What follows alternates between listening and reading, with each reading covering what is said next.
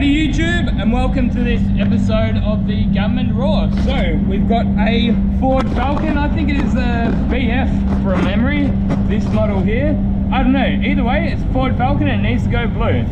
That's the thing I know. But yeah, so what we're up to here is the masking stage. Obviously I've already got the edges all masked up. We've also got a couple of bumpers, so front and rear bumpers there, a spoiler and a couple of other little garnishes over there too.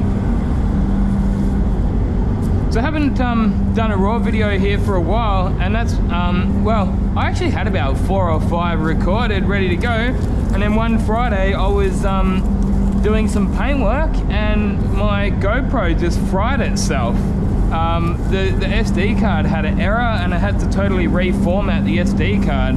I mean, I was able to recover it, like it still works now, but all the data on it, like all the video footage on it was just toasted, mate.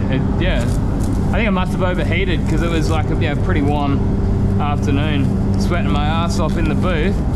And yeah, they do get pretty hot, these GoPros, especially recording on the higher settings.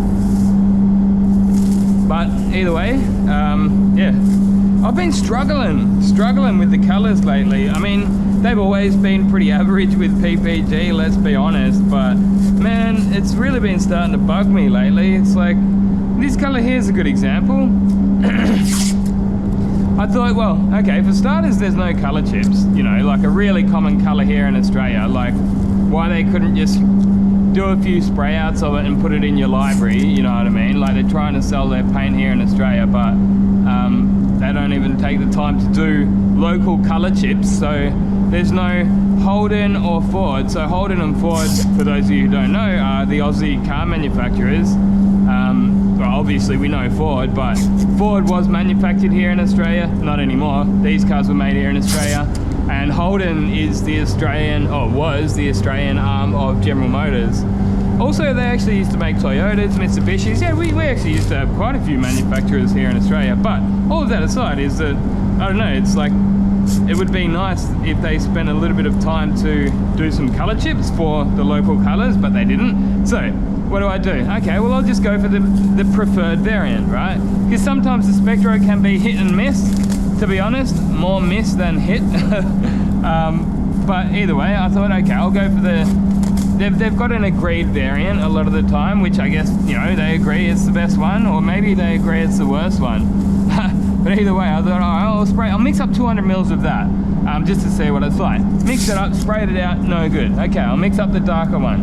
Or I think it was the otother way around, yeah. I mixed up the dark one first, it was too dark. Mixed up the prime, and the prime was actually okay for the front, so, because in this car here, it's got different colors on the front to the rear.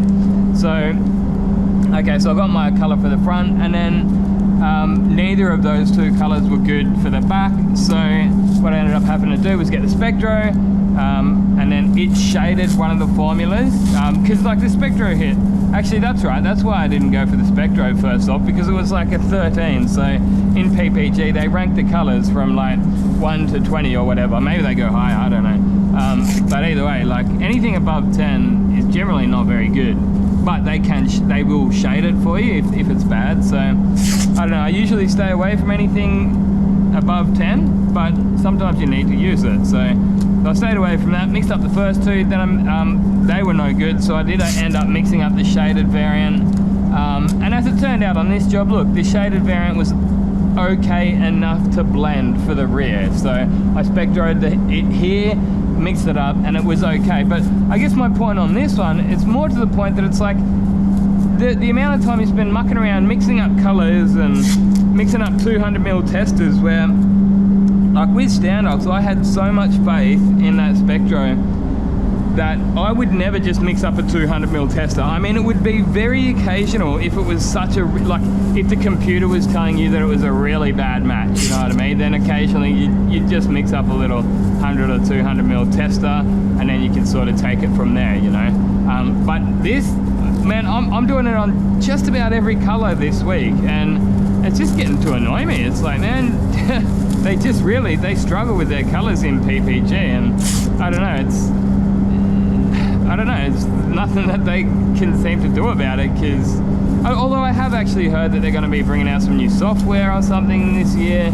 And that was what my Standox guys always told me. They said, look, at the end of the day, anyone can have a camera. That's the easy part. It's the software which is what like sets them apart. And I think they were right. Like, yeah, like their software is really good. But even on the other hand, like their straight up mixers were really good too. You know what I mean? Like when you went with Standox through the chips, through the color chips, they were actually really quite good generally.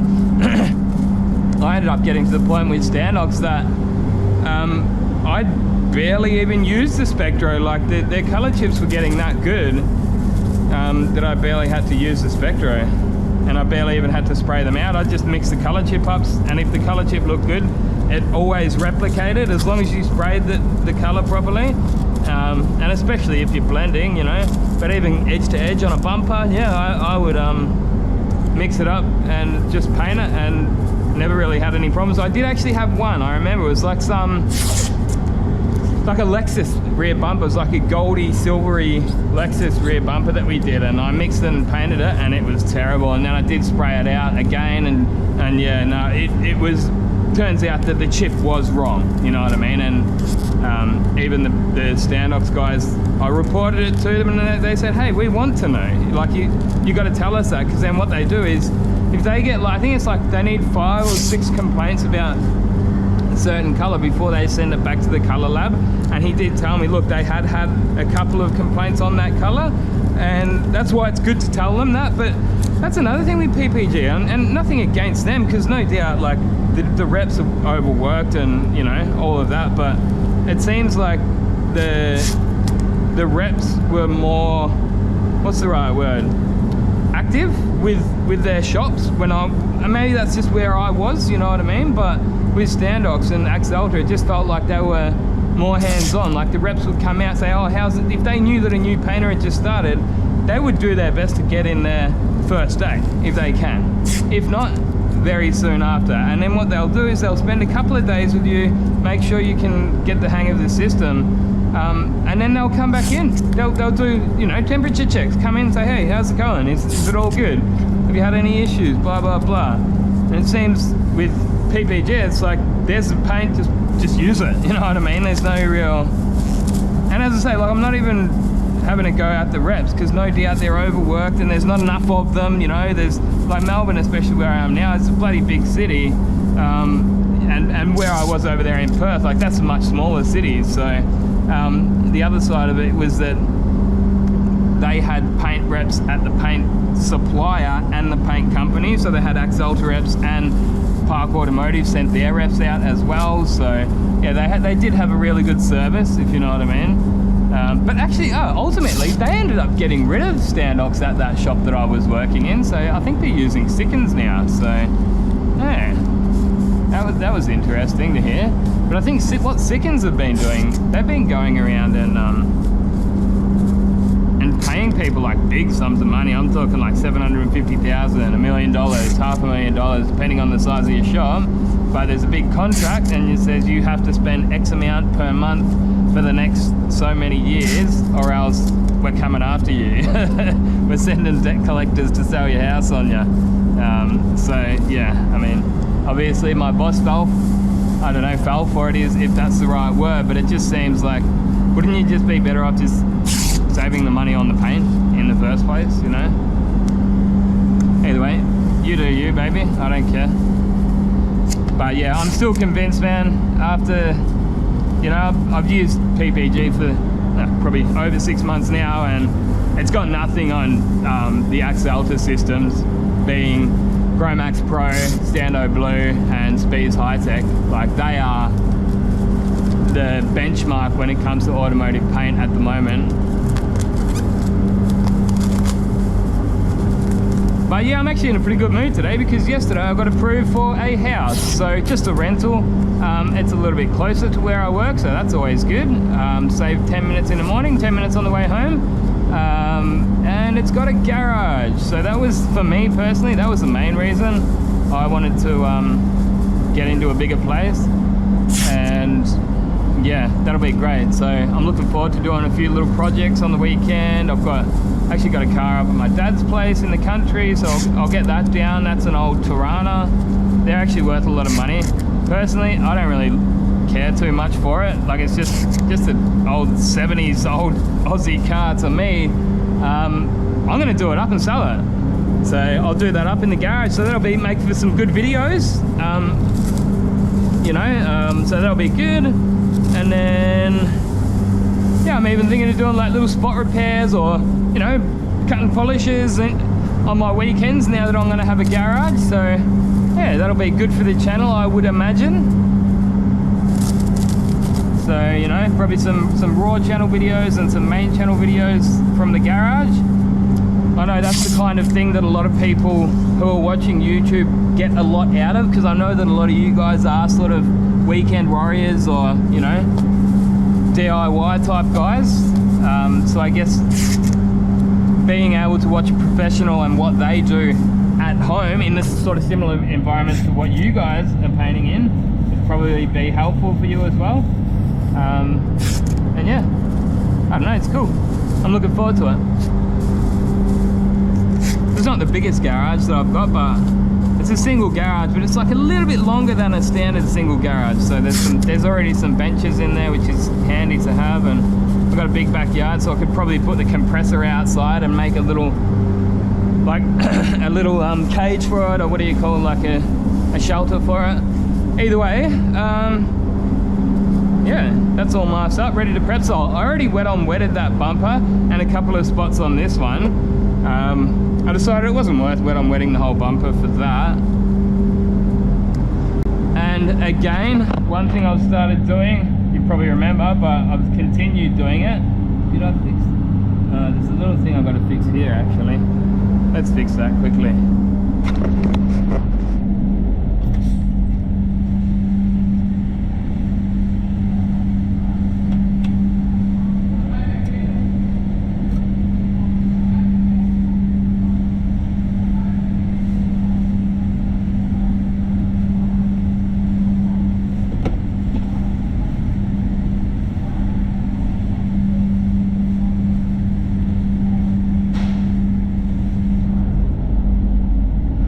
You guys get to see why I love my UV filler so much again. Been really enjoying using this stuff. So that's just outside of where the spoiler sits. I'm not going to worry about fixing most of it because the spoiler fits over it, but that's just going to be seen. 1, 2, 3, 4. 10 seconds. Just looking away from that UV light there.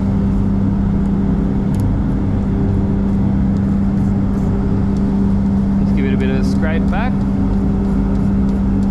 Lower the profile. That's filled up the section I needed to fill up. And there we go, ready to paint over.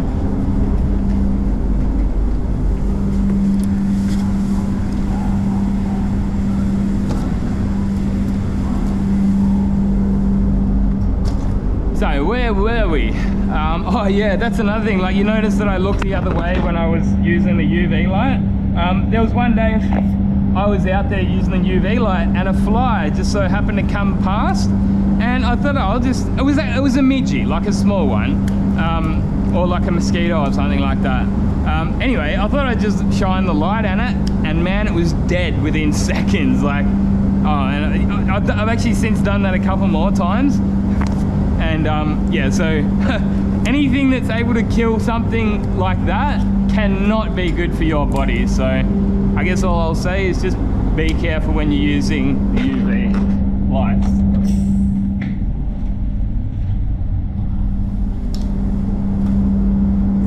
But yeah, I have actually heard that these current model UV lights, they've narrowed the spectrum, or they've narrowed the wavelength that they use. So I think the old ones with the globes, they use like a wider part of the spectrum, and they were like doing harm to people's eyes. Anyway, I'll put this on. So I'm not sure if you can still hear me now, but this is one thing I've been doing for a little while now, making sure I use my respirator when I'm prep solding, because I could notice the fumes getting to me even in the spray booth.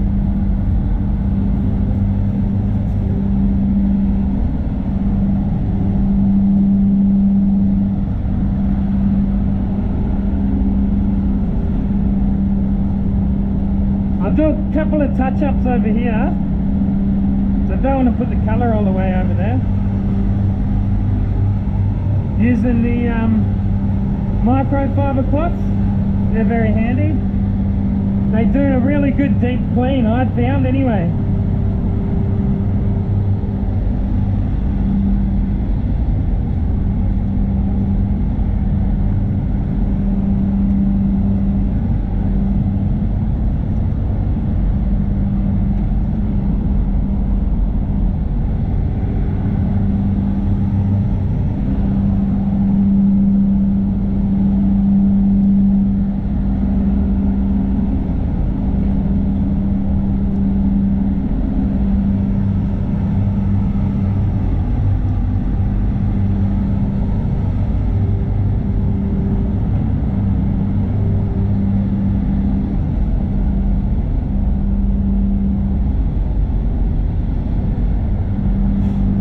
Give that a tack rag in a minute. I covered this up when I was doing the wet on wet before. I didn't want the primer overspray there.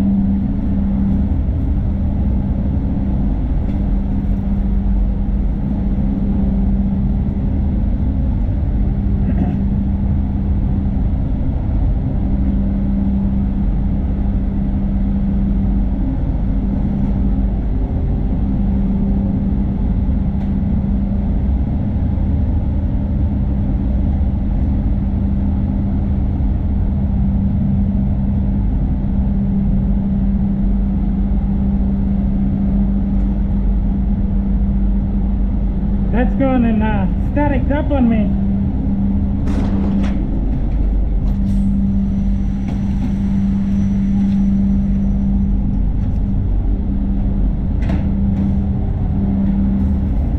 Water cleaner helps with the static.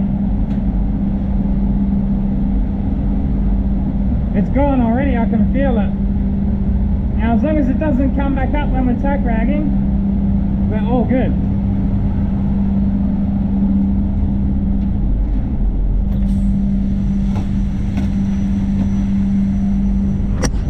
Yeah, that's another thing. Somebody actually mentioned recently about Colad dropping their quality a little bit. And I found that the gloves have gotten better. So I reckon they used to be really good and then they got bad, and I reckon they've actually got better, these current version of gloves that I've got. But what I have noticed is that those Colad pump spray bottles, they've got that awesome little holder for them that you put them in, but the bottles must be expanding slowly, so they get a bit tight and they don't actually squeeze in there. That's like a bit of an annoying thing. Fix your shit, Colad. It's a great idea, but I guess poor execution. The bottles shouldn't be expanding, should they?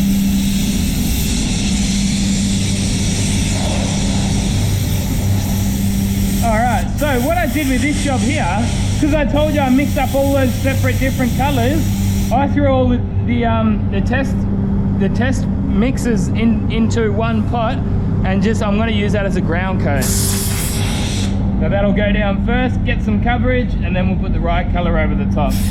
And I've got it there.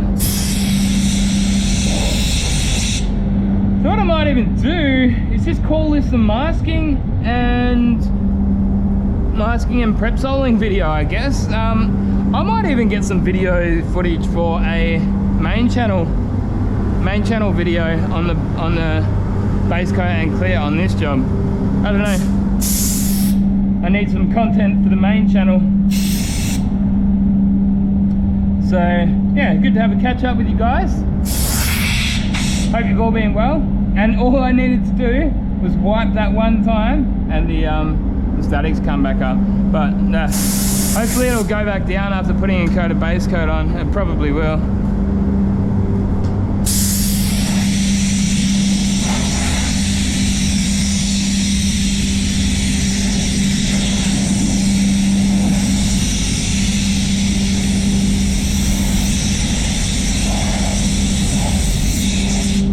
Alright guys, I'll see you in the next one. Gunman out.